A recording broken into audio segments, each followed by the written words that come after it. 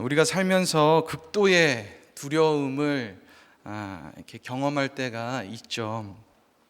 여러분은 언제 어떤 상황에서 그런 극도의 두려움을 경험하셨습니까? 이거는 그냥 두려운 정도가 아니라 죽음의 문턱에서 정말 극한의 공포를 느꼈던 경험을 오늘 한번 이렇게 좀 떠올려 봤으면 좋겠습니다. 지금이 또 그런 상황이신 분들도 계시겠죠. 오늘 시편 56편을 써내려가는 다윗이 지금 바로 그런 상황입니다. 블레셋에서 죽음을 목전에 두고 극심한 두려움과 공포에 휩싸여 있습니다. 그래서 침을 질질 흘리면서 정신 나간 사람처럼 미친 척을 했다고 합니다. 많은 학자들이 이때가 다윗이 일생일 때에 가장 두려웠던 때라고 이렇게 합니다. 저도 비슷한 경험을 한 적이 있습니다. 다윗은 블레셋에서 그랬는데 저는 미국에서 강도를 한번 당한 적이 있어요. 그것도 흑인들에게 집단 폭행을 당하고 돈을 다 빼앗겼던 적이 있었습니다. 제가 잠시 이렇게 유학을 좀 다녀왔는데 유학생활 하는 동안 피자 배달을 했거든요. 그래서 피자를 이제 또 실어서 배달지에 이렇게 도착해가지고 문을 열고 이렇게 좀 나가는데 갑자기 번쩍 하는 거예요. 보니까 주먹이 날라왔던 겁니다. 그래서 건장한 흑인들 서너 명이 저를 막 때리기 시작하는데 저를 막 이리 끌고 가고 저리 끌고 가면서 발로 차고 주먹으로 때리고 욕을 하면서 제가 한참을 맞았던 것 같아요. 그리고 제 주머니에 있던 현금과 제 차에 있던 소지품들을 다 털어갔습니다. 한참을 맞았는데 그 순간 진짜 거의 소변을 지릴 정도로 너무나 무섭더라고요. 이런 흑인 갱들이 이제 막 총을 들고 있다 이런 소리를 막 듣고 했으니까 아픈 거는 모르겠고 이러다가 죽을 수도 있겠다 이런 공포감이 저를 완전히 사로잡았습니다. 이제 막 안 되는 영어로 얼마나 살려달라고 빌었는지 몰라요. 제가 정말 침을 질질 흘리면서 미친 사람이 이렇게 되었다는 게 오늘 너무 공감이 되더라고요. 여러분, 오늘 시편 56편은요 우리가 이런 극심한 두려움에 휩싸인 이 다윗의 심리 상태와 한번 동기화를 해서 읽어보면 좋을 것 같습니다. 오늘 큐티인의 제목이 내가 주를 의지하리이다 입니다. 큐티인의 제목이 참 너무나 구속사적인 것 같아요. 제가 설교를 준비하면서 여러 이 시편 56편의 설교문을 좀 찾아봤습니다. 주석도 보고 유튜브도 찾아보고 이렇게 다 했는데 다들 하나같이 이 56편 설교의 주제를 두려움을 이기는 믿음, 두려움에서 벗어나는 방법, 다 이런 주제더라고요. 그런데 오늘 우리가 시편 56편을 구속사적으로 이렇게 읽어가려면 이 두려움에 포커스를 두면 안 될 것 같습니다. 왜 그렇습니까? 말씀의 목적은 해결이 아니라 해석이기 때문이에요. 두려움을 없애는 것이 중요한 게 아니라 주님을 의지하는 것이 중요하기 때문입니다. 여러분, 우리의 신앙의 목표는 두려움을 없애는 것이 아닙니다. 우리 신앙의 목표는 주님을 의지하는 것이에요. 그래서 두려움의 사건을 통해서 주님을 의지할 수 있게 되었다면 이 두려움은 사실 없애야 할 문제가 아니라 축복인 것이죠. 그런데 또 이렇게 주님을 의지하게 되면 어떻습니까? 두려움이 사라져요. 그러니까 두려움을 없애기 위해서 주님을 의지하는 것이 아니라 주님을 의지하면 두려움이 사라진다는 것입니다. 비슷한 말 같지만 전혀 다른 이야기입니다. 순서가 너무나 중요한 것이죠. 오늘 말씀을 통해서 다윗은 어떻게 주님을 의지할 수 있게 되었는지 우리가 같이 한번 묵상해 보도록 하겠습니다. 주님을 의지하려면 첫 번째로 은혜를 구해야 합니다. 뭐라고요? 은혜를 구해야 합니다. 1절과 2절을 우리 같이 한번 읽어보겠습니다. 하나님이여 내게 은혜를 베푸소서. 사람이 나를 삼키려고 종일 치며 압제하나이다. 내 원수가 종일 나를 삼키려 하며 나를 교만하게 치는 자들이 많사오니. 두려움이 가득한 절체절명의 위기의 이 순간에 다윗이 내뱉은 첫 마디는 주님 은혜를 베푸소서, 은혜를 베푸소서 합니다. 사실 이 한마디가 이 기도문의 핵심이고 결론이죠. 여러분, 어려운 일을 당할 때, 두려운 일을 당할 때 하나님, 저에게 은혜를 베풀어 주세요. 이것이 우리가 할 수 있는 최선의 기도입니다. 그런데 우리가 입술로는 100번이고 1000번이고 할 수 있는 기도지만 정말 진정으로 하나님의 마음에 닿을 수 있도록 이 기도가 나오려면 오늘 다윗과 같은 상황에 놓이지 않고서는 도저히 할 수 없는 기도가 또 이 기도입니다. 하나님, 은혜를 베푸소서. 여러분, 은혜를 베풀어 달라는 말이 무슨 말일까요? 주님, 저 좀 도와주세요 라는 말일까요? 내가 하긴 할 건데 주님 좀 도와주세요가 아니라는 것입니다. 은혜를 구한다는 것은 도움을 구하는 것과 전혀 다른 것입니다. 구원의 은혜는 나와 하나님의 합작품이 아니에요. 은혜는 모든 일의 전부를 하나님께서 하신다는 것을 인정하는 것입니다. 그래서 은혜를 구한다는 것은 내가 할 수 있는 것이 하나도 없다고 선언하는 것입니다. 그래서 은혜의 실체는 이제 주님만을 온전히 의지하는 것입니다. 그래서 3절은 이렇게 고백합니다. 내가 두려워하는 날에는 내가 주를 의지하리이다. 지금 다윗은요, 버틸 수 있는 힘이 0.1%도 남지 않았어요. 온통 다윗을 둘러싸고 있는 것은 죽음밖에 없습니다. 그래서 오직 하나님의 은혜를 구하고 주님만 의지할 수 있었다라고 합니다. 여러분, 그래서 고난이 축복입니다. 우리의 인생이 주님만 의지하는 인생이 되어야 구원을 받을 수 있는데, 내가 두려워하는 날이 되어서야 비로소 우리가 주를 100% 의지할 수 있었다는 것입니다. 본문을 좀 더 자세히 보니까요, 종일 치며 종일 나를 삼키려 한다고 합니다. 또 5절에도 종일 내 말을 곡해한다고 해요. 이 종일이라는 말이 다윗이 이렇게 3번씩이나 반복해서 하는 거예요. 그러니까 뭐 종종 가끔 그러는 게 아니라는 것이죠. 종일, 하루 종일, 종일토록 숨 돌릴 틈이 없이 나를 계속해서 압제한다고 합니다. 여러분, 우리는 조금이라도 숨 돌릴 틈이 생기면 주님께 은혜를 구하지 않습니다. 조금만 살만하면 내가 언제 그랬냐는 듯이 하나님이 안 믿어진다고 하는 것이 우리예요. 제가 가장 두려웠던 날이 언제였을까 이렇게 생각을 해봤어요. 아버지가 교통사고를 당하셨던 날도 아닌 것 같더라고요. 저희 쌍둥이 아이들이 미숙아로 이렇게 아프게 태어났던 날도 아닌 것 같습니다. 전세 사기를 당했던 때도 아닌 것 같아요. 언제였을까요? 제 몸뚱아리가 아플 때가 가장 두려웠던 날이었던 것 같아요. 제가 이렇게 이기적입니다. 가족의 수고로는 제가 깨지지가 않는 사람이에요. 여러분들이 잊으셨는지 모르겠지만 제가 한때 피똥 목사였잖아요. 기억나시죠? 요즘에는 왜 저 설교 안 하나 이렇게 아마 궁금하실 텐데, 요즘은 이렇게 포동포동 살도 찌고 아주 괜찮습니다.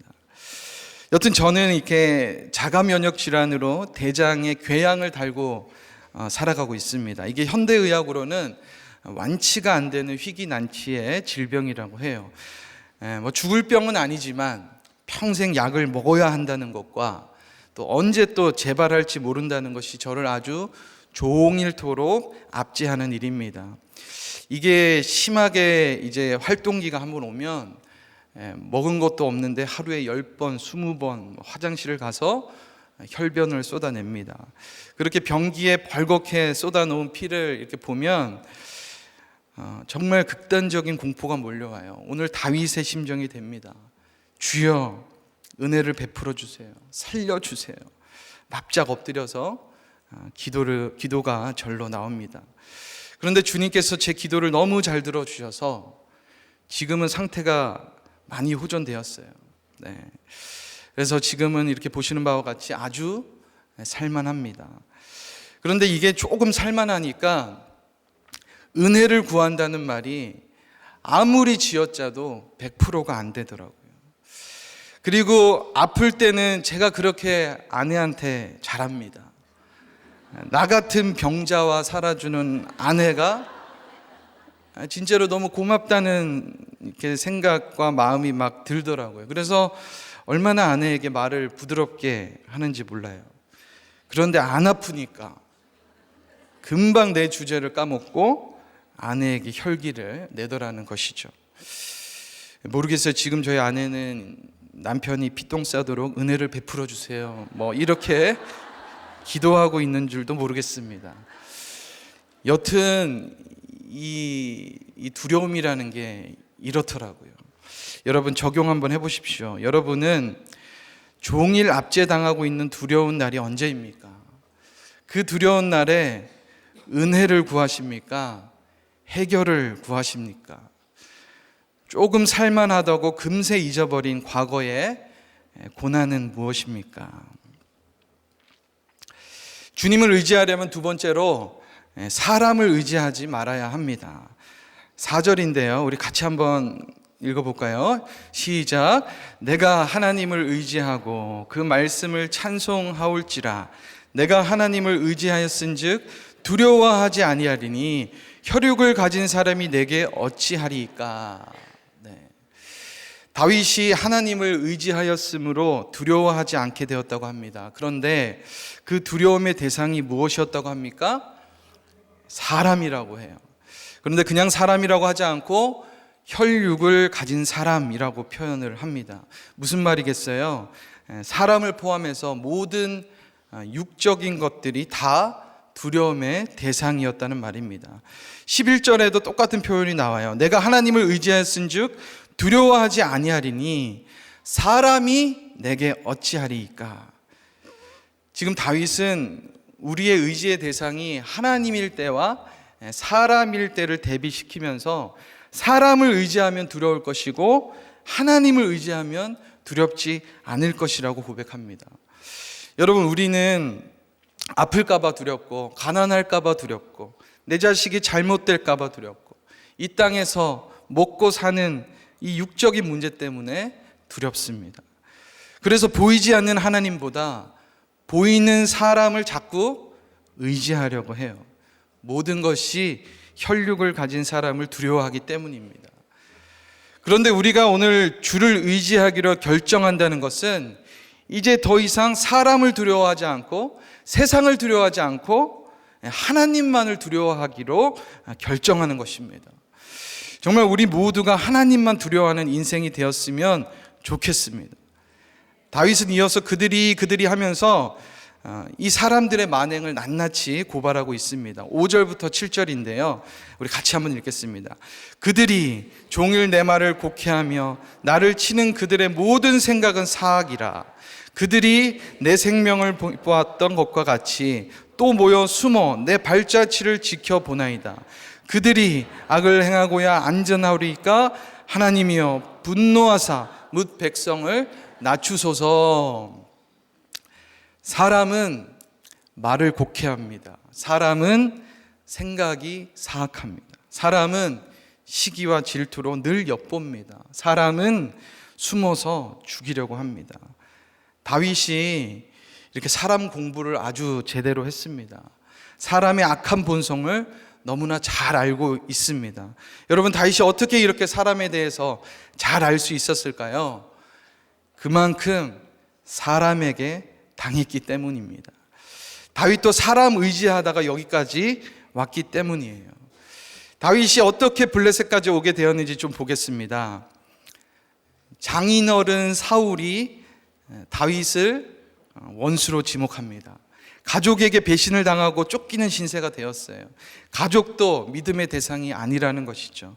사울을 피해 이스라엘 전역을 숨어 다니면서 도망을 다녔습니다. 그런데 전국 어디를 가도 자기 편은 하나도 없는 것이에요. 온통 사울의 병사들밖에 없는 것입니다. 이젠 이 유다 땅에서는 더 이상 숨을 곳이 없습니다. 그래서 도망간 곳이 블레셋이었어요. 그것도 블레셋의 가드라는 지역으로 도망을 갑니다. 여러분, 이 가드가 어떤 것이냐면 다윗이 블레셋 전투에서 돌팔매질로 누구를 넘어뜨려요? 골리앗을 넘어뜨려요. 근데 그 골리앗의 고향이 가드입니다.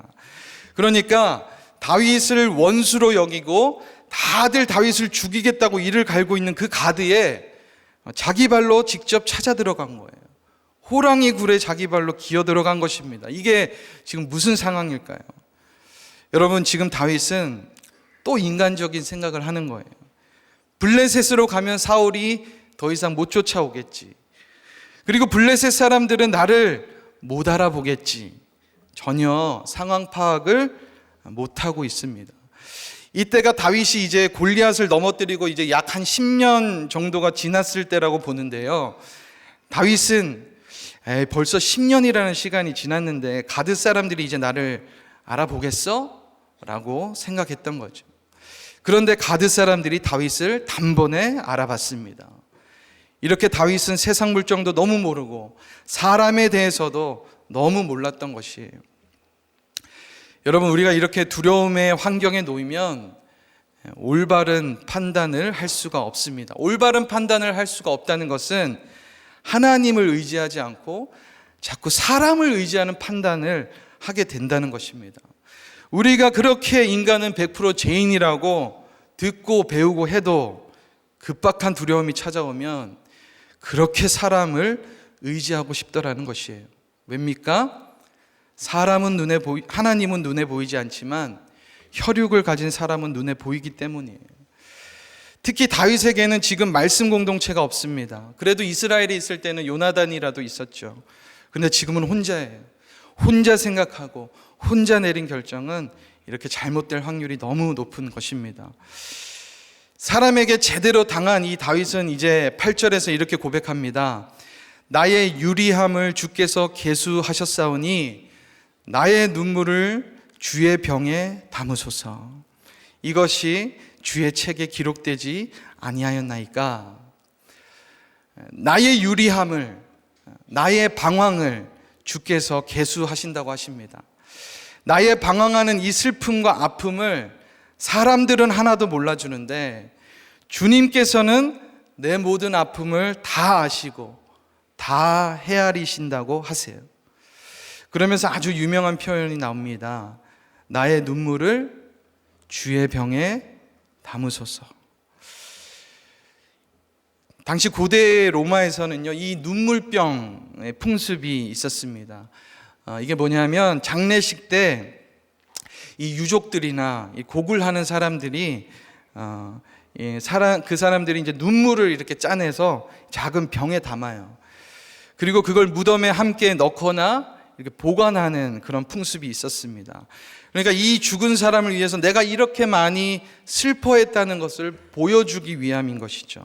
어디까지나 사람들에게 보여주기식의 눈물입니다. 그런데 다윗은 이제 이런 눈물은 아무 의미가 없는 눈물이라는 것을 깨달았습니다. 오직 의미가 있는 눈물은 사람의 병이 아니라 주의 병에 담기는 눈물이에요. 사람의 병에 담는 눈물은 어떤 눈물입니까? 바로 연민의 눈물입니다. 사람을 의지하여 흘리는 눈물이에요. 그렇지만 주의 병에 담는 눈물은 어떤 눈물일까요? 회개의 눈물입니다. 나의 이 전적인 무능함과 이 사악함을 깨닫고 주님만 의지하여서 흘리는 눈물입니다. 여러분, 우리는 이제 연민의 눈물을 거두고 회개의 눈물로 주의 병에 담아야 합니다. 나의 유리함을 사람들이 다 알아주지 않아도 괜찮아요. 주님만 내 마음을 알아주시면 그걸로 충분하다는 것입니다. 이어서 9절입니다. 내가 아뢰는 날에 내 원수들이 물러가리니 이것으로 하나님이 내 편이심을 내가 아나이다. 다윗은 그동안 사람이 내 편이 되어줄 거라고 믿었습니다. 내가 지혜롭게 얘기를 잘하면 사람이 내 말을 이해해 줄 거라고 생각했어요. 그런데 그들이 내 말을 곡해합니다. 또 10년이 지난 일인데 설마 아직까지 나를 미워하겠어? 라고 생각했어요. 그런데 그들은 다윗을 죽여야만 직성이 풀릴 정도로 사악했습니다. 이렇게 다윗은 사람에게 당하고 또 당하고 나서야 사람은 절대 내 편이 되어줄 수 없다는 것을 깨달은 것이에요. 여러분, 사람은 결코 내 편이 될 수 없는 줄 믿습니다. 가족도 내 편이 될 수 없음을 믿으시기 바라요. 오직 내 편은 하나님 한 분밖에 없는 줄 믿습니다. 하나님은 우리에게 이것을 깨닫게 하시려고 사람 때문에 망하는 사건을 계속 주시는 것 같아요. 제가 이 혈변에 압제당하는 이 질병이 벌써 20년이 되었습니다. 그동안 이제 이 병원, 저 병원, 이 분야의 최고라고 하는 의사 선생님들을 찾아다니면서 어떻게든 고쳐보려고 참 많은 노력을 했어요. 그런데 하나같이 이건 고칠 수가 없는 병이라는 거예요. 그냥 평생 친구라고 생각하시고 병을 잘 달래면서 받아들이라는 거예요. 그 말이 너무나 괴롭더라고요. 그러면서 인터넷 커뮤니티에 이제 환우회를 소개해 주시면서 여기서 정보를 좀 얻으라고 이렇게 하시더라고요. 왜 나만 이런 병에 걸렸나? 너무 외롭기도 하고 두렵기도 하니까 그 인터넷 환우회를 매일 들어가기 시작했습니다. 거기도 간증이 넘쳐납니다. 혈변의 잎사귀가 약재료가 되어서 자신들의 투병 간증이 매일 올라와요. 나보다 더 증상이 심한 분들도 많구나 하면서 위로가 좀 되긴 하더라고요. 그러다가 한 게시글에 눈이 확 띄었습니다. 자신은 완치가 되었다는 거예요. 내용을 보니까 이제 어디에 가면 이 병만 수십 년 줄기차게 연구한 선생님이 계신데 그 선생님이 지어주시는 약을 먹으면 완치가 된다는 거예요. 제가 어떻게 했을까요? 바로 그 선생님을 찾아갔죠. 일반 병원은 아니고 대체의학으로 이렇게 하시는 분이셨어요. 이제 갔더니 병원에서 주는 약을 이제 서서히 줄이시고 이제 내가 지어주는 약만 먹으면 1년 안에 완치가 됩니다. 약값이 너무 비싼 거예요. 그렇지만 그 선생님이 저에게는 예수님으로 보였습니다. 그래서 그 선생님을 믿었어요. 믿고 싶었던 거죠. 그렇게 1년을 약을 먹었습니다. 여러분 느낌이 오시나요? 1년을 약을 먹는데 어떻게 됐을까요? 네, 증상이 호전됐으면 이 얘기를 안 꺼냈겠죠. 증상이 제가 그 어느 때보다 더 심해진 거예요. 이제 처음에는 명현 반응이라고 하면서 좀 믿고 기다리라고 이렇게 했는데 결국 호전이 되지 않아서 약을 끊게 되었습니다. 제가 나중에는 이제 이게 뭔가 너무 속은 느낌이 들어가지고 좀 따져 물었어요. 그랬더니 마지막 달 약값은 환불해 주겠습니다. 그래서 환불을 해줘. 확실히 속은 게 맞구나 라는 생각이 들었습니다. 제가 그러고 나서 그 환우의 카페에서 저와 같은 사람들이 있는지 찾아봤어요. 그런데 그 1년 전부터 완치되었다는 말에 현혹되지 마라, 검증되지 않은 약은 먹지 마라, 이런 글이 그렇게 많았던 거예요. 너무 신기하죠. 그때는 그런 글이 하나도 안 보였는데 나중에 정신을 차려보니까 보이더라는 것이, 사람이 이렇게 궁지에 몰리면요, 보고 싶은 것만 보고 믿고 싶은 것만 믿게 되는 것 같습니다. 이게 다 우리들 교회 오기 전의 일이었는데 그때 저에게 목장이 있었다면 이런 일은 안 당했을 텐데 라는 생각이 이렇게 많이 들었습니다. 여러분, 사람은 결코 내 편이 될 수 없습니다. 사람의 생각은요, 끝도 없이 사악하기 때문이에요. 오직 하나님만이 영원한 내 편이 되시는 줄 믿습니다. 결국 이 두려움의 전쟁은 사람을 의지하지 않고 주님만 의지해야 끝이 나는 전쟁입니다. 또 한번 적용해 보시겠습니까? 영원히 내 편이라고 생각했던 사람은 누구입니까? 지금 그 사람과는 어떤 관계가 되어 있습니까? 예배, 찬양, 기도, 큐티를 할 때 보여주기 식으로 하고 있는 눈물은 무엇입니까?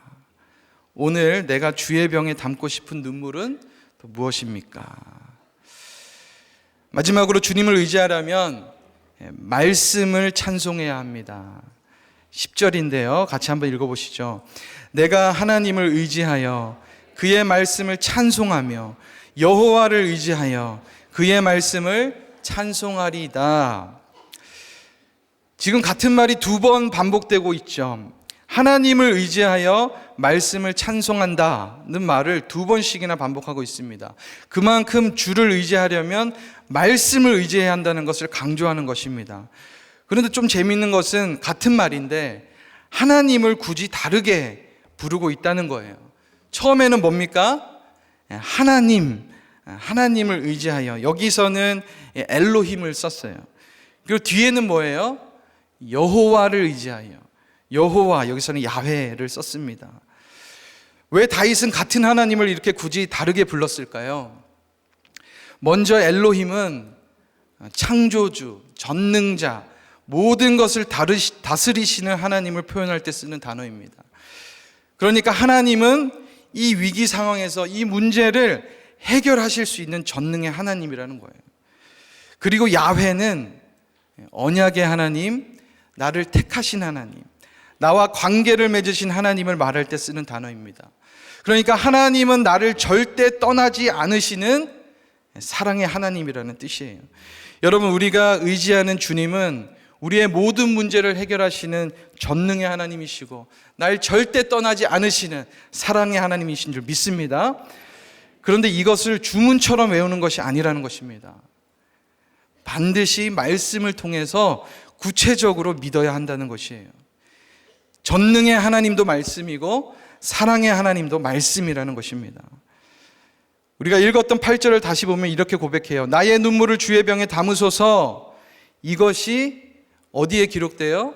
주의 책에 기록되지 아니하였나니까.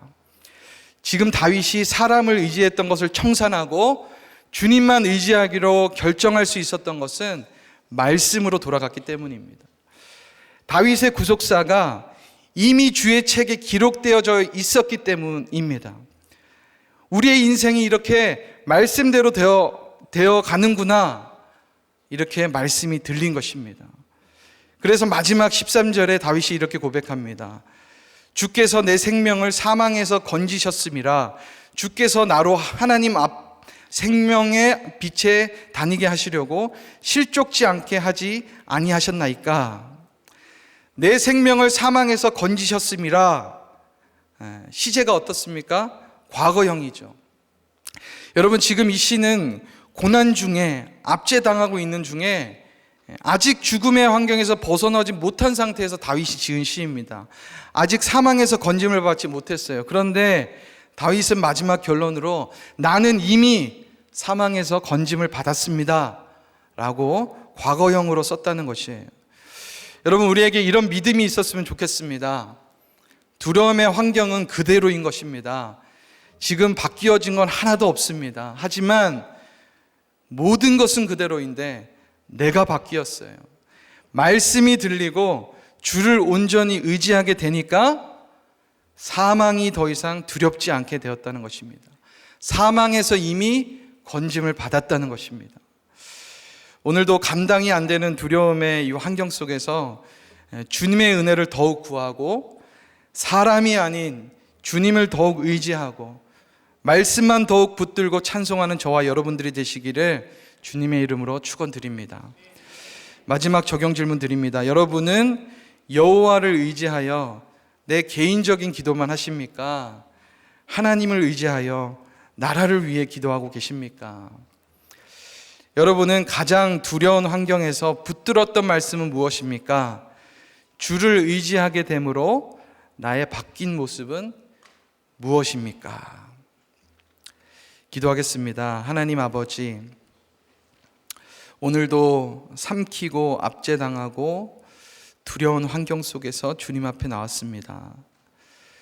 주님, 은혜를 베풀어 주시옵소서.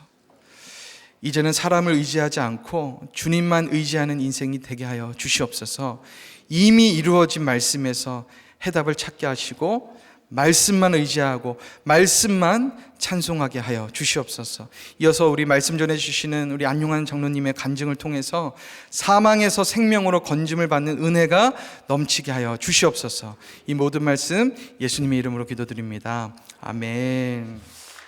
저희 재패는 돈 마기, 그 다음에 제가 청년들한테 소개할 때는 사기꾼으로 소개를 하거든요. 그리고 공감 쓰레기, 또 사랑 없음, 뭐 이런 게 저희 죄패고요. 고난은 지금 직장에서 이제 잘리기 직전에 있는 상황이라 좀 직장에서 좀 싫은 소리를 많이 듣고 있고, 저희 집사람이 이제 갑상선 암이 7년 전에 이제 했다가 완치 판결을 받았는데 재작년에 또 재발을 해서 지금 갑상선암 수술을 이제 앞두고 있습니다. 그러니까 우울증과 강박이 좀 심하고 체력이 많이 약해져 가지고 그게 좀 큰 고난입니다. 오늘 시편 56편 말씀, 내가 주를 의지하리다, 이렇게 말씀을 하시는데, 제가 책을 한번 읽어봤더니 그 사탄의 가장 큰 임무 중에 하나가 앞으로 어찌 될지 모를 두려움 속에서 사람을 평생 가둬놓는 게 이게 사탄의 제일 큰 임무라고 합니다. 그 다음에 중요한 임무 중에 하나가 스스로 이제 괜찮은 사람이다라고 여기는 상태면 우리가 또 경건할 때가 있잖아요. 그때는 이 상태에 계속 머물게 둔다는 거죠. 그리고 또 각종 중독에 빠져 있다 그러면 그 중독에 또 계속 빠져 있게끔 이렇게 이제 머물러서 예수님을 돌아보지 못하게 만드는 게 또 사탄의 큰 역할이라고 합니다.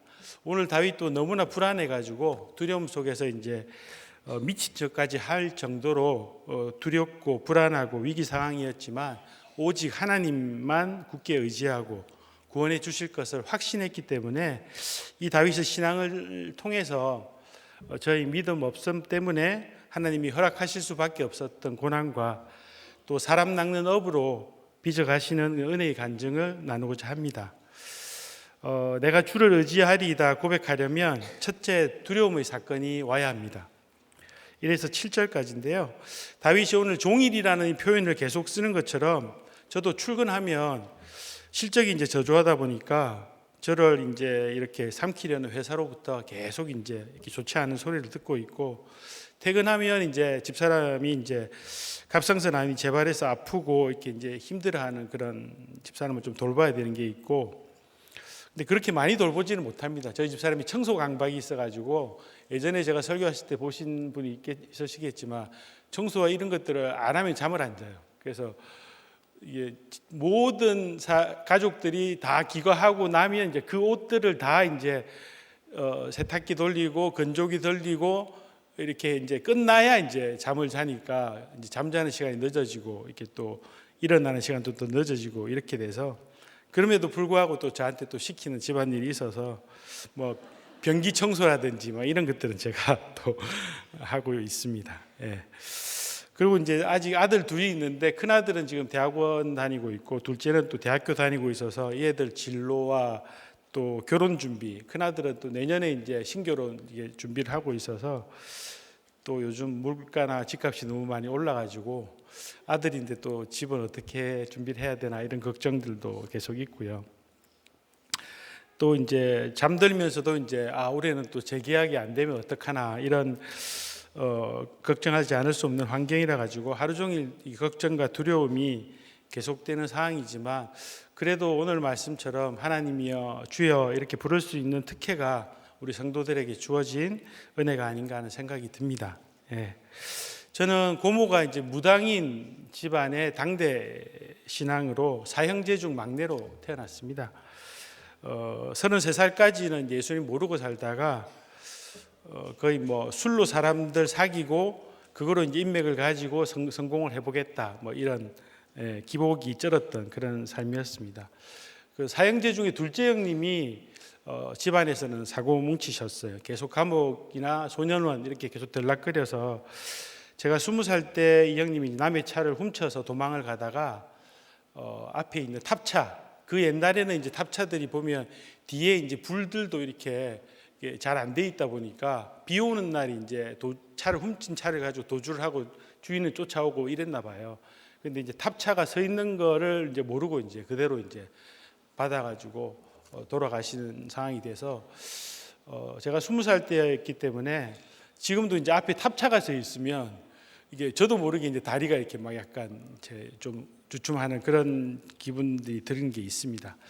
아버지는 계속 사업을 실패를 계속 하시다 보니까 어릴 때도 집에 있으면 전화벨이 울리면 형이 사고를 쳐가지고 뭐 이렇게 또 경찰서에 있다 이런 소식 아니면 아버지가 이제 또 무슨 사업이 잘 안 됐다 이런 소식인 경우들이 많았습니다.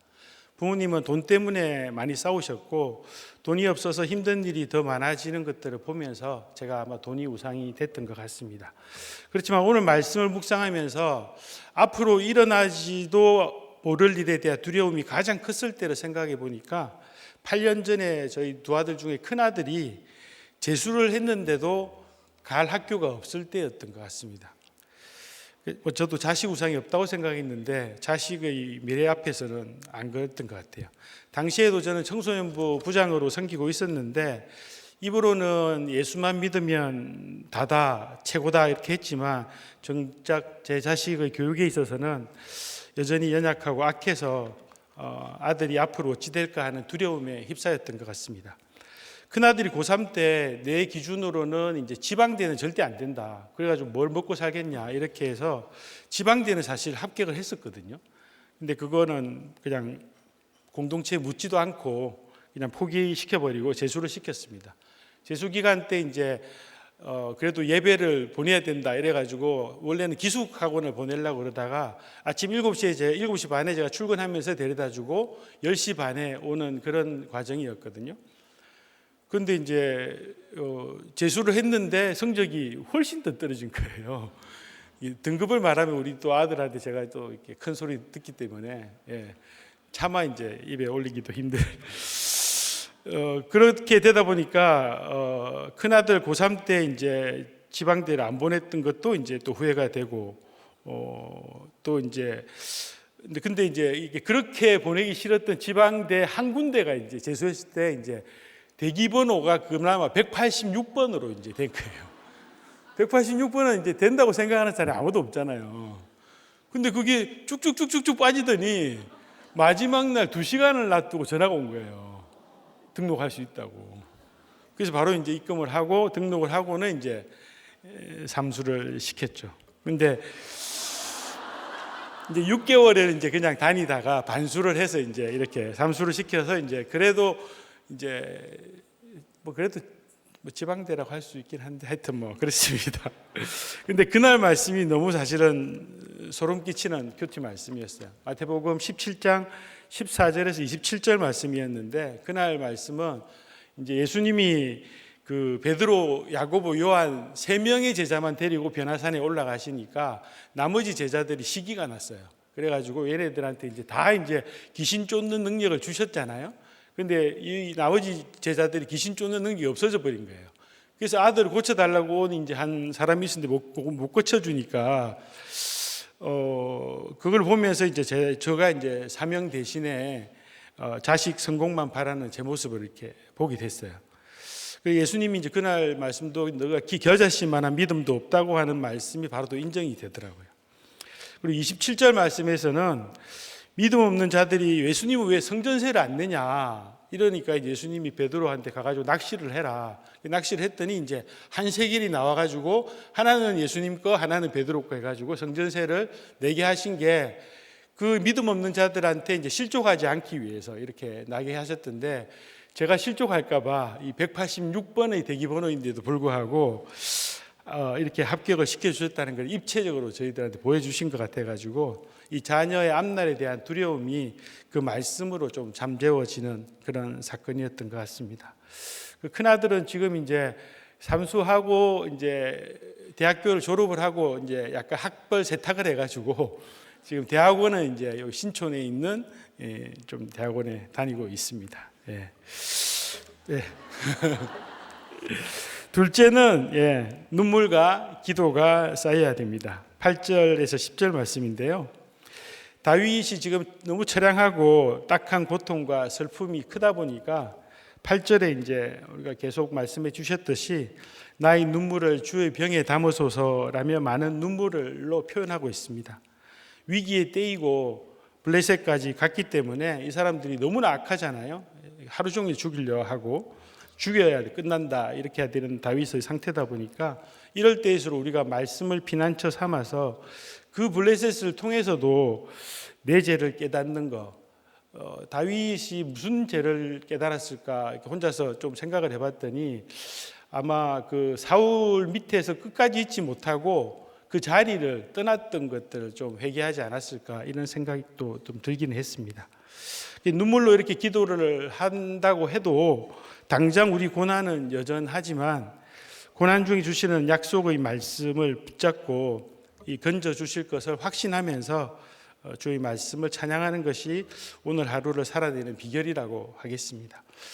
저는 청소년부를 지금 18년째 섬기고 있습니다. 맡은 학생들을 영적 자녀로 여기면서 손발가는 수고로 섬기고 가시는 우리 교사분들이 너무 많으신데요. 그럼에도 정작 내 자녀의 미래를 생각하면 두려울 수밖에 없어서 눈물과 기도를 하지 않을 수 없었던 우리 고등부 선생님 가정의 이야기입니다. 불과 우리들 교회 오신 지 한 3, 4년 정도밖에 안 되셨고요. 두 분 다 최고의 엘리트로 세상에서는 목표한 대로 이기면서 살아오셨던 분입니다. 어머니는 공직에 계시기 때문에 순환보직이 되면 지방 근무를 하게 되니까 그건 이제 주로 외할머니가 두 아들을 이제 양육을 하셨던 것 같아요. 근데 둘째 아들이 코로나를 거치면서 중3 때부터 5, 6개월 동안 선택적 함구증이 온 거예요. 말을 한마디도 안 하고 방에서 나오지 않는 것은 물론이고 집에서도 말 한마디 안 하고 카톡으로 짬뽕 이러면 이제 짬뽕 주문해서 걔 방문 앞에 두면 빼꼼 문 열고 이제 가져가서 먹고 또 내놓고 이러고 이제 사람들 부딪히기 싫으니까 이제 화장실이 거실에 있는 화장실을 안 쓰고 이제 자기 방 옆에 있는 안방 화장실로만 이렇게 사람들이 잘 때 나와가지고 이제 이렇게 가는 그런 어떤 상황이었던 것 같습니다. 그래서 컴퓨터만 하면서 지내고 있으니까 저희도 신방을 몇 번이나 갔었거든요. 그런데 걔 얼굴은 못 보고 한 두세 번 정도는 그냥 돌아왔던 그런 기억이 있었습니다. 그래서 병원에 이제 결국은 입원을 하게 됐습니다. 예. 병원에 그 전에 이제 입원 폐쇄병동 들어가기 전에는 병원에 갔더니 이제 우울과 강박 이렇게 불안으로 이제 항구증이 온 것 같다고 했는데 약은 안 먹으려고 하죠, 애가. 그러니까 이제 계속 그 상태가 됐는데 부모님이 이제 우리들 교회 와서 말씀을 들으시고 구속사의 말씀을 들으면서 엄마의 때를 살지 못했다고 아들이 옳다고 고백을 해주셨어요. 그래서 2년 정도를 그렇게 기다려 주다가 얘를 이제 폐쇄병동에 입원을 하게 됐습니다. 했는데 이제 얘가 들어가서 일주일 만에 말문이 트인 거예요. 왜 트였냐 했더니 전화해가지고 내보내달라고. 나가게 해달라고 했던 말이 이제 2년 만에 터진 이제 첫 마디였어요. 그래서 이제 매주 예배도 오고 빕스 캠프도 가고 또 이번에 큐페도 또 왔었어요. 와도 이제 아직까지 여전히 힘들죠. 뭐 다른 사람들하고 관계가 되는 것도 아니고 학교 가도 친구도 한 명도 없어서 그래도 학교 간다는 게 너무 되게 대단한 것 같더라고요. 밥 먹을 친구도 없다 그러더라고요. 근데 이제 조금씩 이제 하고 싶은 것들을 이제 요구를 하는 거예요. 근데 요구하는 것들이 조금 이제 현실성이 없는 것들을 요구를 해요. 이제 뭐 하면 이제 갑자기 댄스를 배우겠다 아들인데 그럼 댄스 또 시켜주고 랩을 하겠다 랩을 시켜주고 그림을 그려보겠다 그림을 시켜주고 막 이렇게 지금 그런 때를 이제 지금이야 보내고 있는 거죠. 예, 현실성이 없어 보여도 아들 눈높이에서 다 이제 받아내는 적용을 지금 하고 있습니다. 그분이 이제 작년 초부터 우리들 교회 어머니가 이제 고등부 교사로 오셔서 다른 학생들을 섬기고 있는데 공교롭게도 이제 그 반 학생들이 대부분 다 이제 부모님과의 관계가 힘든 학생들이 그쪽으로 또 가게 되더라고요. 그러면 이제 내가 그랬다고 이렇게 고백하시면서 눈물과 애통함으로 반 아이들을 눈높이에서 긍휼로 섬겨주고 계십니다. 작년 하반기에 이제 목장에서 이제 권면을 받아 들으셔가지고 휴직을 내고 때늦은 복구전이니까 훨씬 더 힘드실 텐데 올해 이제 지금부터라도 엄마의 때를 보내겠다고 요 이제 고3 학생 둘째에 받아내는 적용을 하고 계십니다. 그분이 살아온 이기고 이기는 방법은 아니지만 예수님이 하신 것처럼 다른 자녀들을 섬기고 십자가를 살고 갈 때 내 자녀가 아직은 여전하지만 내 자녀의 구원을 하나님이 책임져 주실 거라는 것을 그 약속의 말씀을 찬송하고 계십니다.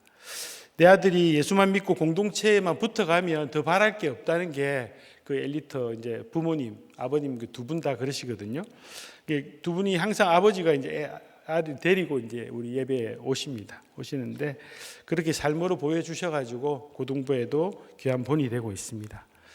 또한 지난주 저희가 이제 목금토 고등부 이제 그 청소년부 수련회가 있었는데 제가 35번째 참석한 수련회였어요. 18년째 되니까 이제 35번이 됐더라고요. 1년에 2번이니까. 감사합니다. 제가 이제 인생에서 거의 사기꾼처럼 살아왔는데 제 인생에서 가장 잘하는 게 이 35번 우리 여름 큐페, 겨울 큐페 참석했던 게 가장 큰 자랑이 아닌가 하는 생각이 듭니다. 베드로가 사람 낚는 어부로 불러주시는 마가복음 1장 17절 말씀 콜링 온이라는 주제로 많은 은혜를 받았습니다. 매 수련회 때마다 저한테도 한 영혼에 대해서 기도하게 하시는 은혜가 있었는데요. 이번에도 출발 시간대 유독 늦게 도착한 애가 있어가지고 버스를 다 출발시키고 걔만 제 차로 이제 같이 타고 오게 됐는데 나눔을 했는데 걔는 뒷자리에 앉고 우울과 혈기가 심한 엄마 밑에서 어려서부터 지속적으로 폭력을 당했대요. 근데 얘는 이제 그게 당연한 거라고 생각을 했대요. 기존 우리들 교회 아니고 다른 이제 교회 다니는 학생이었는데 다니다가 이제 우리들 교회 왔죠. 했는데 확인을 해봤더니 이미 중등부 때도 신방을 2번이나 받았더라고요. 근데 이제 엄마가 이제 가면을 쓰니까 앞에서는 이제 아닌 척 하는데 이제 때리는 거죠. 그래서 이제 얘가 너무 힘든 그런 상황이더라고요. 그러니까 교회에 나오지 않는 아빠, 우울한 엄마, 근데 두 분 다 혈기가 있으셔가지고 이제 아빠가 있으면 이렇게 저기 베란다 가가지고 문을 닫아놓고 소리 밖으로 안 나가게끔 하고 이제 때렸다고 그렇게 이야기를 합니다. 근데 저와 나눔이 마중물이 됐는지 큐페 첫날 밤에 새벽 5시까지 걔가 눈물로 나눔을 했다는 거예요. 그래서 수련회 기간 내내 이제 이 한 학생이 고난 가운데 가난한 심령이 돼서 예수님을 좀 만나게 해달라고 저도 눈물로 기도했고 주님이 만나 주실 거라는 확신이 들었습니다. 수련회 마치고 집에 가기가 너무 두렵다고 이야기를 하는 거예요. 웬일인지 이제 갔더니 엄마가 너무 갑자기 친절하게 대해주면서 교복도 사러 가자 뭐 이렇게 이야기를 해가지고 얘가 이제 어리둥절했다는 그런 피드백을 받았습니다. 또 여전하겠죠. 또 그러면 또 저희가 또 고등부에서 첫 신방을 또 가보도록 하겠습니다. 교회와 남의 자녀를 섬기는 적용으로 이타적인 구속사의 가치관이 우리 가정과 교회, 나라와 땅끝까지 세워지면 너무 좋겠습니다. 마지막 셋째는 감사해야 합니다. 11절에서 13절까지고요. 히브리서 2장 15절 말씀을 보면 또 죽기를 무서워함으로 한평생 매어 종노릇하는 모든 자들은 놓아주려 하심이니 하는 말씀처럼 종노릇하는 어떤 그런 힘든 환경이 있다고 하더라도 우리가 오늘 큐티 말씀처럼 새 부대가 되어서 하나님과 이렇게 날마다 교제하면서 통과해 가는 게 참 자유고 감사의 조건이라는 것을 알았기 때문에 오늘 다윗이 감사제를 이렇게 올려드립니다. 고난이라는 변장된 축복으로 이런 상처 입은 치유자가 다윗이 됐고 이 통일왕국의 왕으로 세워져 가야 되는 다윗이기 때문에 이렇게 15광야 이렇게 너무나 힘든 이런 시간들을 연단을 시키고 성숙을 시켜가는 게 아닌가 하는 생각이 듭니다. 하나님께서 사명으로 살아야 하는 저한테도 성숙하시기를 바랬던 부분이 바로 돈에 대한 가치관의 변화와 사람에 대한 관심과 공감의 능력을 키우는 것이라는 것을 인생 막대기와 사람 채찍을 통해서 느끼면서 살아가고 있습니다. 저는 공감을 잘 못하고 속으로 혼자 생각한 후에 문제 해결을 더 중요시하는 사람인데 저희 아내는 저와 반대 성향으로 완전 공감형이고 겉과 속이 일치하고 또 결과보다는 과정을 더 중요하게 생각하는 사람입니다. 아내는 우울증과 강박으로 우리들 교회 와서 정신과 약을 먹고 있는데 2년 전에는 공황장애까지 오게 됐습니다. 기존 우울증이나 강박, 혈기는 오랫동안 옆에서 이제 겪어와서 그런데 공황장애는 또 다른 모습이어가지고 저희 수준으로는 감당하기가 힘들어가지고 순간 숨소리가 듣기 싫으니까 폐쇄병동 입원해서 고치고 오라는 공감 쓰레기 같은 망언을 제가 뱉었습니다. 지금 와 계시긴 한데 짐승처럼 분노하는 이제 아내의 모습에 저도 너무 놀라가지고 그날 큐티 말씀이 민수기 말씀이었어요. 저희 집사람 이름이 민수기입니다. 제가 못 깨달을까봐 주님이 이제 말씀까지도 이렇게 정확하게 집어서 알려주시는 것 같아요.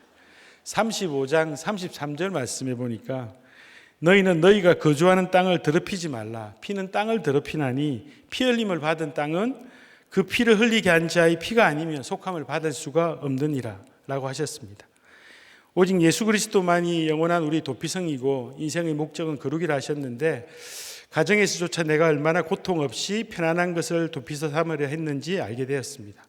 더욱이 내 속에 아내를 무시하며 함부로 여기는 마음이 있었고 그로 인해서 사랑이 없이 말하고 행했던 것이었습니다. 그런데 그거를 주님께서는 사람을 죽여서 땅에 피를 흘리고 땅을 더럽히게 하는 것이며 내가 피 흘려 죽어야 속할 수 있다는 것을 말씀해 주셔서 깊이 회개할 수 있었습니다. 아내는 지금 갑상선암이 이제 재발을 해가지고 몸이 조금 더 힘들어졌어요. 수술 시기를 이제 기다리고 있습니다. 건강하게 사명 함께 감당할 수 있도록 기도 부탁드립니다.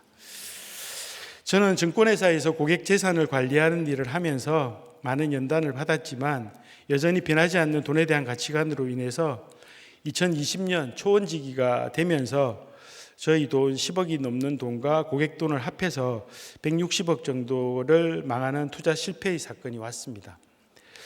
그때 오늘 새벽 설교하신 분이 술을 못 끊었다고 이야기했는데 저도 그때까지 술을 못 끊고 있었습니다. 그런데 그 망하는 사건과 함께 술이 완전히 끊어졌고요. 그때 주셨던 주일 말씀이 우리 이승민 목사님 아시죠? 예, 그분이 고별 설교를 해주셨던 말씀이에요. 요한 1서 2장 12절에서 17절까지 영적 성숙이라는 말씀으로 이제 청년의 때를 지나서 아비의 때 다른 사람들 신방하는 삶을 살아야 된다고 고별 설교를 해주시고 갔습니다. 근데 그때 2020년 1월 그 말씀 듣고 1월 1일 날 제가 새벽 4시에 이제 그때 최성준 목사님 계셨을 때인데 그분이 고등부 목사님이었거든요. 그분하고 새벽 4시에 만나가지고 포항에 있는 우리 고등부 학생 방에서 안 나오고 있다고 신방해달라고 그래가지고 새벽 4시를 출발해가지고 그러니까 8시 정도 도착을 하더라고요. 그때 이제 그 포항에 가면 이렇게 언덕으로 넘어가면서 바다가 쫙 보이는 데 있는데 8시 넘어가니까 햇빛이 딱 보이더라고요. 그 햇빛이 저희 비포 애프터의 햇빛이라는 느낌이 너무 많이 들어서 너무 좀 뜻깊은 그런 때였습니다. 그 이후부터 이 코로나도 거치고 하면서 신방이 너무 많습니다. 청소년부에.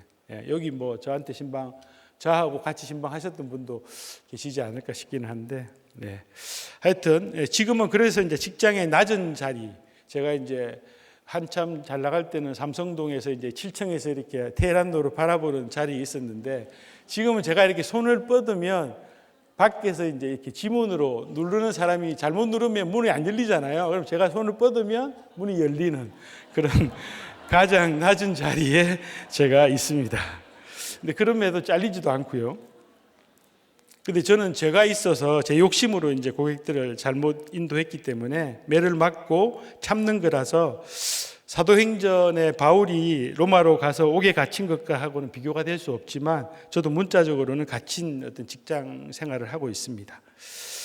담임 목사님께서 돈은 작은 것이고 남의 것이고 불의한 것이라고 또 요한복음 6장 27절에서도 썩을 양식을 위하여서 구하지 말고 영생하도록 있는 양식을 위하여 하라라고 가르쳐 주셨는데 20년 동안 정말 직장에서 잘 나갈 때가 있었어요. 특히 청소년부 교사로 섬긴 후부터는 성승장구에서 직장의 높은 대접받던 곳, 그 테란노가 이렇게 보이는 곳에서 일순간 내려오고 나니 수요 새벽 설교하기 직전인 주에 묵상했던 사도행전 성령의 공의 말씀이 더욱 각인이 됐습니다. 지금 근무하는 곳으로 오기 전 센터에서 20년간 내 능력으로 제가 특별한 동정을 베풀었다 여겼는데 투자 실패로 점점 실적이 나빠지니까 회사에서는 나를 가해자라 여기며 쫓겨나는 발령이 났습니다. 당연할 수 있는 처분인데 내 속에는 미움과 그 많은 세월을 내가 어떻게 해왔는데 라며 정죄하고 생색내는 모습이 내가 정말 살인자라는 것을 알려주셨고 부진한 실적이 회복되기만 바라면서 썩을 양식만 구하고 말씀도 부적처럼 여기고 살아온 것이 인정이 됐습니다. 회사에서 높은 성과로 인정과 많은 성과급을 받으며 잘 나갈 때는 두 마음을 품고 예수님의 십자가를 제대로 알지도 못했습니다. 지난 7년 정도 내리막의 직장 생활을 하면서야 날마다 말씀을 묵상하니 살기 위해서 말씀 본다는 것이 조금은 이해가 되고 있습니다. 사도 바울이 가이사라에서 감금되어 있을 때 40명의 특공대가 밥도 안 먹고 매복해서 바울을 죽이려고 했던 본문이 있었습니다. 바울을 옥에 갇혀 있게 하신 게 성령의 호의라고 그를 살려주시고 사명인 로마로 살아서 가게 하셨다고 하셨는데 끝까지 변하지 않던 그때 당시의 대제사장들과 유대인들 중에 높은 사람들처럼 저도 세상의 양다리를 걸치고 더 높게 더 많이 쌓아가려고 하다가 돌이킬 수 없는 지옥행 열차를 탔을 인생인데 이제는 고객 상담을 하다가도 조금만 기회가 보이면 제 간증을 하게 하십니다. 마치 열왕기의 우시야 왕 아시죠? 남유다의 10번째 왕이었고 16살에 왕이 됐다가 52년간 다스렸는데 번성한 이후에 교만해지자 제사장만 할 수 있는 분양을 가지고 하다가 일순간 나병이 걸려서 졸지에 별궁으로 갇혀서 떨어져 가지고 나의 욕심과 확신과 자랑을 돌아보고 회개했다고 이렇게 우리가 우시야 왕을 기억하고 있습니다. 저도 좀 비슷하다는 생각이 들었습니다. 사도 바울도 갇힌 죄수의 몸으로 생명을 지켜주시며 사명인 로마로 바울과 함께 배에 탄 276명 모두 안전하게 인도에 가셨습니다. 오늘 마지막 13절 말씀, 내 생명을 사망에서 건지신 것이 나로 하나님 앞 생명의 빛에 다니게 하시려고 하는 말씀이 얼마나 주님의 크신 사랑이고 제가 감사의 제사를 드려야 할 이유인지 고백하지 않을 수 없습니다. 사탄은 끊임없이 나를 두 아들의 미래에 대한 두려움, 아내의 건강에 대한 두려움, 또 돈에 미쳐서 그 환경에 가두어서 지옥을 데려가려 했지만 7년간 문지기 같은 내리막의 직장 생활과 아내를 적지 않게 돌봐야 되는 상황에 갇히게 하신 것이 성령의 호의였습니다. 나는 산산조각 나고 있다고 여길 수 있었는데 바울의 배가 부서짐에도 널조각처럼 깨어진 나를 위해 죽으신 예수님을 붙잡고 성령의 구조가 되게 하신 것을 증거하고 살아가게 하시는 것이 감사하고 감사할 은혜의 임을 고백합니다. 네. 기도하겠습니다. 오늘 성전에서 하나님 아버지, 오늘 성전에서 예배도 못 드리고 울지도 못하는 비둘기의 처량함 같은 다윗의 비탄한 가운데 주님의 구원을 깨달은 시를 들었습니다. 저는 돈이 우상이 되어 특별히 직장에서 맡겨준 영혼들을 제 유익을 위한 수단으로 삼고 갑상선 암이 재발하여 힘들어하는 아내를 옆에 두고도 상대의 아픔을 공감하기보다 속으로 판단하며 생색을 냈던 죄인입니다.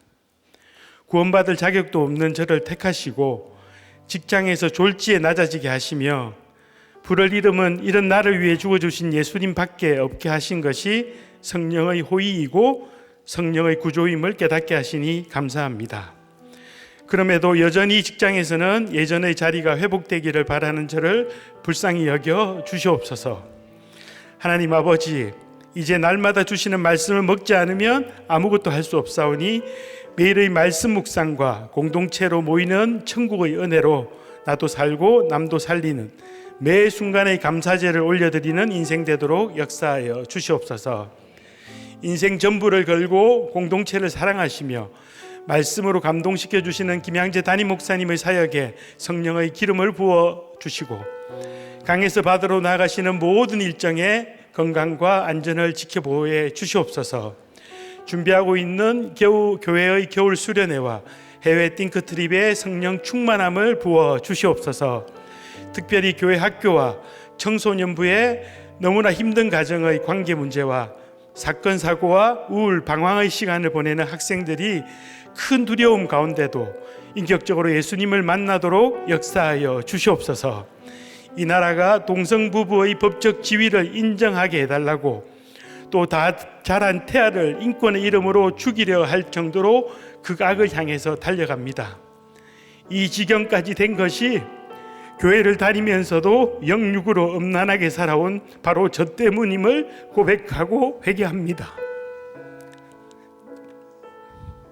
낙태법, 차별금지법을 폐해 주시고 생명으로 돌이켜 태아생명보호법이 제정되도록 역사하여 주시옵소서. 세계 곳곳에서 복음으로 헌신하시는 선교사님들의 사역과 가정을 지켜보호해 주시옵소서. 우리를 하나님 앞 생명의 빛에 다니게 하시는 예수님의 이름으로 감사하며 기도 올리옵나이다. 아멘.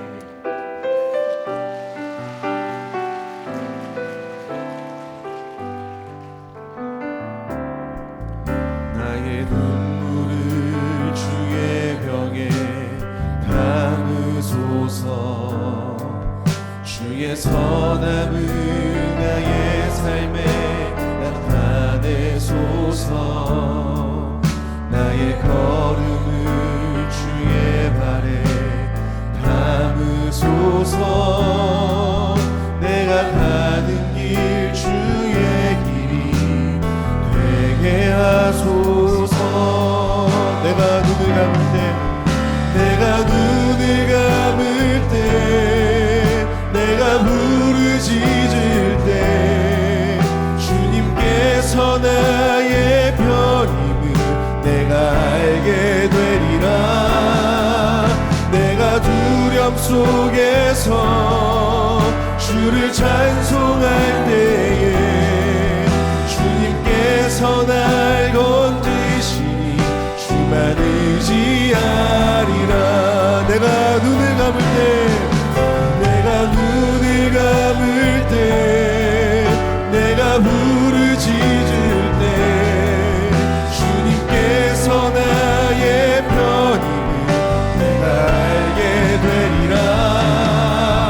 내가 두려움 속에서 주를 찬송할 때에 주님께서 날 건지시니 주만 의지하리라. 이 시간 우리가 정말 벼랑 끝에 선 이 다윗의 심정으로,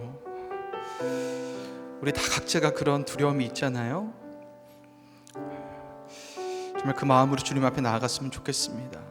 하나님, 종일토록 나를 삼키려고 달려오는 이 두려움 때문에 잠에 들 수가 없습니다. 또 끝이 보이지 않는 이 압제로 숨이 막혀서 죽을 것만 같습니다. 주님, 은혜를 베풀어 주시옵소서. 주님, 은혜를 베풀어 주시옵소서. 긍휼히 여겨 주시옵소서. 주님, 살려 주시옵소서. 이제 우리 함께 기도하실 때 사망에서 생명으로 건져 주시는 우리 주님만 의지하게 해달라고 기도했으면 좋겠습니다. 나의 방황과 아픔과 슬픔을 주님께서 계수하여 주시고 나의 모든 상처를 회복시켜 달라고, 사람의 병에 담았던 내 연민의 눈물을 거두게 해주시고 이제는 주의 병에 나의 회개의 눈물을 담을 수 있게 해달라고 이 시간 주여 한번 크게 외치고 통성으로 기도하겠습니다. 주여!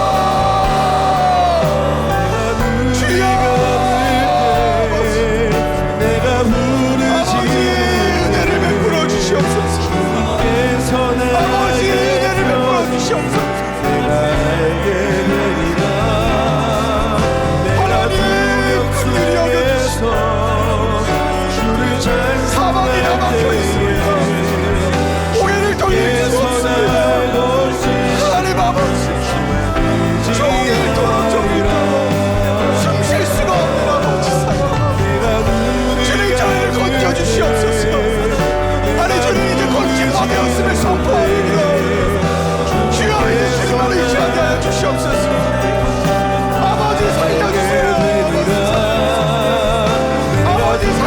속에서 주를 찬송할 때에 우리의 눈물을 주님께서 닦아주시고 주님의 병에 담아주시고 주님 우리를 살려주시옵소서. 주님 아버지를 불쌍히 여겨주셔서 이 두려움의 환경에서 건져주시고 내가 하나님 아버지만이 내 편이 되었다는 것을 하나님 아버지 오늘 믿음으로 고백하며 이제 사람을 의지했다고 해서 다 정상하게 하시고 아버지 주님 앞으로 주님만 의지하게 하여 주시옵소서. 주를 찬송할 때에 주여 아버지 주께서 날 건지시고 정말 의지하라. 아버지 도와주세요. 아버지 도와주세요. 우리 가정 가운데 이렇게 큰 두려움의 사건으로 힘들어하는 식구들이 또 있습니다. 실직으로 또 사업이 망해서 절망에 빠진 아버지들이 있습니다. 뜻하지 않은 질병으로 살소망을 잃어버린 어머니들이 있어요. 대학에 떨어지고 취업이 안 되고 결혼이 안 돼서 죽을 것 같은 자녀들이 있습니다. 우리 또 기도하실 때 이 모든 위기의 순간이 주님을 의지할 수 있는 기회가 되게 해달라고 기도하십시다. 주님, 우리 가족들을 살려주시옵소서. 주님, 우리 아버지를, 우리 어머니를, 우리 자녀를 불쌍히 여겨주시옵소서. 우리 가정이 안고 있는 모든 슬픔과 아픔을 주님께서 깨끗하게 회복시켜 주시고 우리 가정이 두려움의 사건을 통해서 말씀이 회복되고 말씀을 찬양할 수 있게 해달라고, 그래서 큐티가 회복되고 가정 예배가 세워지게 해달라고, 전능의 하나님이 우리 가정을 다스리시고 사랑의 하나님이 우리 가정을 회복시켜 달라고 우리 다시 한번 주여 한번 크게 외치고 통성으로 기도합니다. 주여,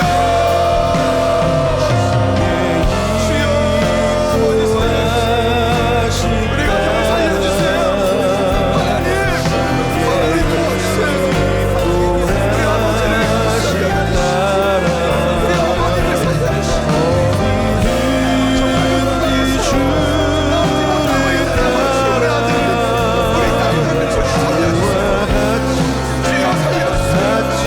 하나님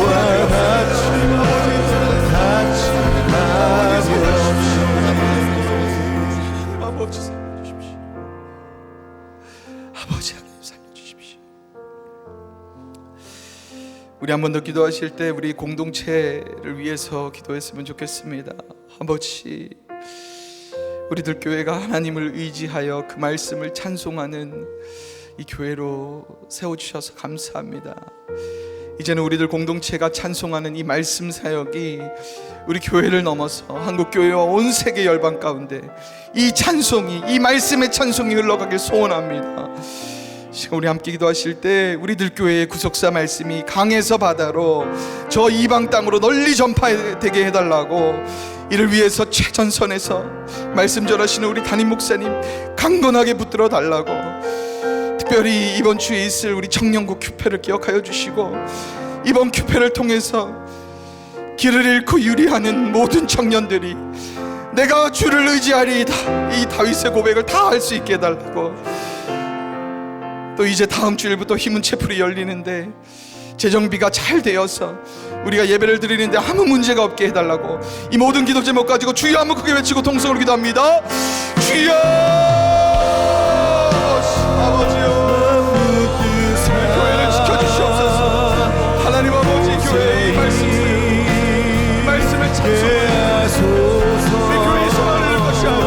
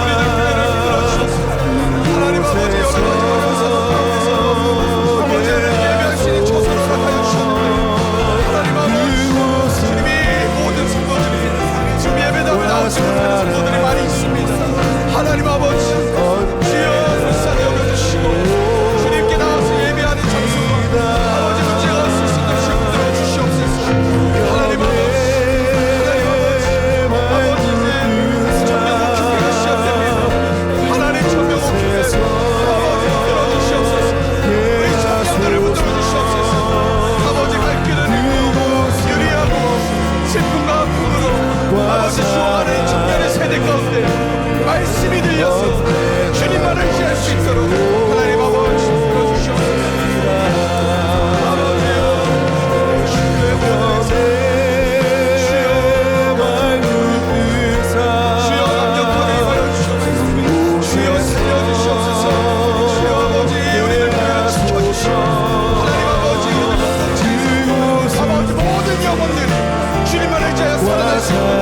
사망에서 생명으로 건진받을 수 있도록 아버지께 축복하여 주시옵소서. 이 나라를 위해서 기도합시다. 이 나라의 정치와 사회와 문화가 인본주의의 기신에 다 들려있는 것 같습니다. 하나님을 두려워해야 하는데 사람을 두려워하고 세상을 두려워하고 있습니다. 사악한 이 나라가 안전할 수가 없습니다.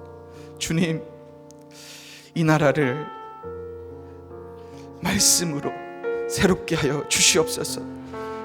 새 부대에 담아 주시옵소서.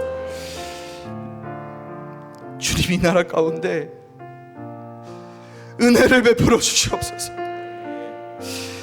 주님, 이 나라를 불쌍히 여겨주시고 정말 미쳐가는 이 인본주의의 우상들을 주님 멸하게 하여 주시옵소서. 우리 이렇게 기도하십시다. 이 나라의 위정자들이 사람을 의지하지 말고 하나님을 의지하게 해달라고, 만삭이 되어도 낙태할 수 있는 법안을 통과시키려고 한다고 합니다. 주여, 어떡합니까? 이게 말이 되는 말입니까? 주님, 이런 말도 안 되는 인본주의의 사악한 악법들을 주님 다 무너지게 해달라고, 정말 사망으로 뛰어드는 이 나라를 다시 생명으로 건져달라고 우리 다시 한번 뜨겁게 주여 한번 외치고 이 나라를 위해서 기도하도록 하십시다. 주여,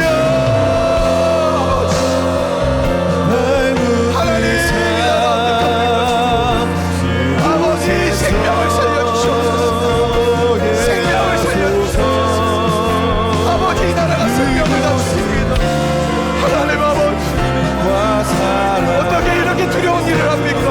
어떻게 이런 무서운 일을 합니까? 하나님, 다 저희의 죄 때문입니다. 저희의 인간을 사람을 의지하려고 하는 이 악한 인본주의 때문에 사악한 저희들을 용서하여 주시옵소서. 사악한 저희들을 용서하여 주시옵소서. 하나님 아버지, 아버지 하나님, 이 나라를 구원하여 주시고 아버지 이 나라를 건져주세요. 아버지 이 나라를 건져주세요. 아버지 이 나라를 살려주세요. 아버지 살려주세요.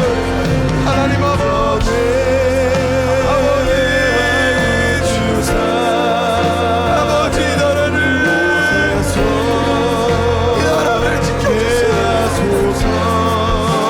전능의 하나님, 이 나라를 살려주시고 다시 묻혀주시고 하나님 아버지 하나님, 생명을 지킬 수 있도록, 아버지 생명을 지킬 수 있도록 주여 도와주세요. 주여 도와주세요.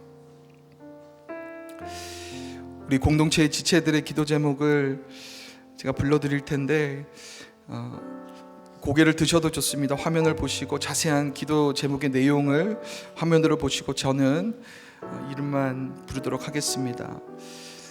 서은미 집사님의 아버지, 우리 박혜순 집사님의 남편, 그리고 문중근 집사님, 우리 박미경 집사님의 친정 아버지, 그리고 김성화 집사님의 남편, 임가희 집사님, 진한 집사님, 정보경 집사님, 양희선 집사님의 아버지, 이미경 집사님의 조카, 우리 심진희 집사님의 딸, 우리 김동진 집사님, 그리고 정희 집사님의 친정 아버지, 이은주 집사님의 아들, 이은성 집사님, 유민선 집사님의 딸, 김은선 집사님, 곽희정 집사님의 둘째 아들, 최자연 집사님의 남편, 또 김영양 집사님의 아들, 우리 박정식 집사님, 이 시간에 이렇게 호명된 모든 분들의 기도 제목을 하나님께서 다 들으신 줄 믿습니다.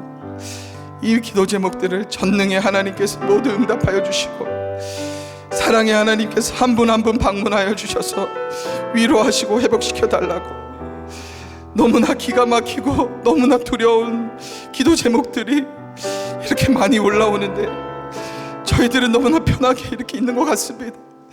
하나님, 정말 이렇게 사경을 헤매고 있는 이 공동체의 기도 제목을 주님 속히 응답하여 달라고 우리 다시 한번 주여 크게 외치고 동성으로 기도하겠습니다. 주여. 내가 눈을 감을 때, 내가 눈을 찢을 때 주님께서 나의 편 내가 알게 되리라. 내가 두려움 속에서 주를 찬송할 때에 주님께서 날 건지시고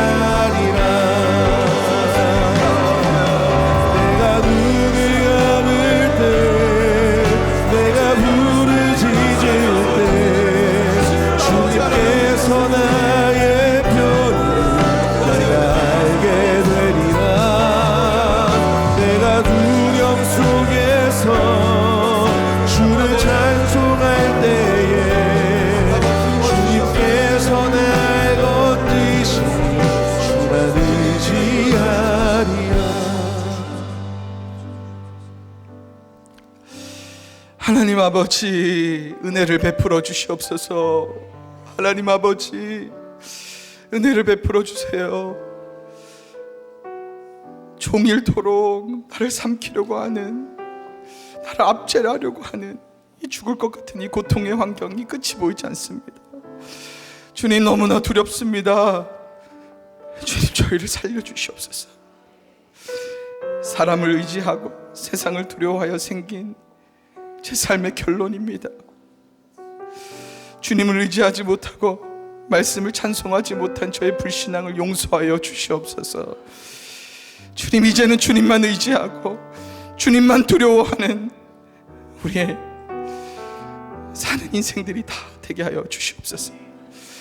주님, 우리의 유리함, 방황, 아픔, 슬픔을 주님께서 계수하여 주실 줄 믿습니다. 이제는 영민의 눈물을 거두게 하시고 회개의 눈물을 주의 병에 담게 하여 주시옵소서. 전능의 하나님, 우리를 다스려 주시고 언약의 하나님, 사랑의 하나님, 우리의 모든 상처를 회복시켜 주시옵소서. 하나님, 우리들 공동체가 하나님을 의지하여서 그 말씀을 찬송하는 교회가 되게 하여 주셔서 감사합니다.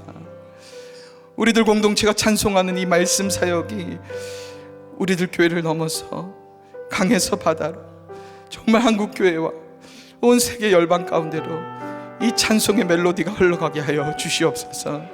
이를 위해서 정말 최전선에서 말씀 전하시는 우리 담임 목사님 강건하게 붙들어 주시고, 우리 모든 사역자님들과 평초님들, 모든 목자님들, 모든 리더십들, 말씀의 찬송이 끊이지 않을 수 있도록 성령의 기름을 부어 주시옵소서. 특별히 이번 주에 있을 우리 청년국 큐페를 기억하여 주시고, 이번 큐페를 통해서 유리하는 모든 청년들이 주님만 의지할 수 있도록 인도하여 주시옵소서. 주님, 이번 주일부터 힘은 채플이 열립니다. 재정비의 공사가 잘 완료될 수 있도록 도와주시고 안전사고 없이 예배가 잘 진행될 수 있도록 인도하여 주시옵소서. 하나님, 특별히 기도하고 싶습니다. 이 나라를 불쌍히 여겨 주시옵소서. 주여, 이 나라를 살려 주시옵소서. 은혜를 베풀어 주시옵소서. 이 나라의 모든 정치와 사회와 문화가 사람을 두려워하고 사람을 의지합니다. 하나님, 이 인본주의 귀신에 들려있는 이 나라를 예수의 이름으로 깨끗하게 하여 주시옵소서. 만삭이 되어도 낙태할 수 있는 법안을 통과한다고 하는데 너무나 두렵습니다. 주여, 우리가 이렇게 나라를 위해 애통하여 흘린 눈물을 주님의 병에 담아주시고 인본주의의 이 사악한 악법들이 다 무너뜨려 주시옵소서. 주여, 이 나라를 살려 주시옵소서. 주여, 이 나라의 생명을 살려 주시옵소서. 이 시간 긴급한 기도 제목으로 죽음과 사투를 벌이는 우리들 공동체, 우리 지체들의 기도 제목을 또 주님께 올려드렸는데 주님 다 계수하여 주시고 이들의 모든 상처와 아픔과 고통을 깨끗하게 고쳐주시옵소서.